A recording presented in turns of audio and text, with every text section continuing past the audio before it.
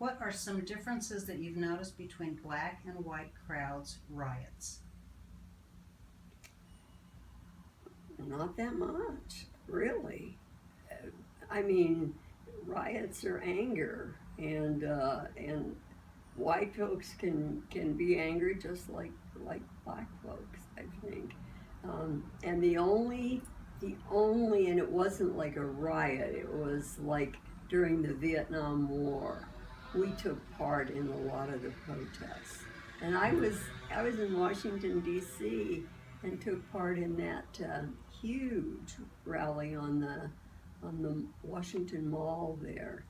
And for me, it was a great time because it was a coming together time, and all kinds of people were there. And everybody shared their meals and sat around in groups, and I think they can be really positive in a lot of ways. This whole thing though that's happening now, oh my gosh, just tears you apart. Don't want to watch the news anymore. Just sexism, racism, anti Semitism, homophobia. Have you ever been affected by these forms of hate personally?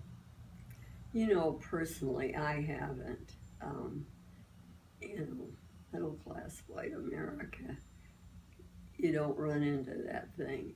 But I my life has been varied. I've been so blessed in having all kinds of people in my life and traveling around the world and meeting people and staying with people and so I've never felt any. I've never noticed any sort of bias. And certainly as a woman, I think I'm a strong woman, and I never had any problem with any sort of sexism or anything like that. Kind of you set the tone, don't you? I don't know. I think so. Okay, number two. Have you ever experienced any challenges due to your having an ethnic name? Have you ever thought about changing your name to an American name to see what differences there would be? Well, my name's, Clifton, Beverly Clifton. So that's never happened to me. But I think I would feel, and I don't know.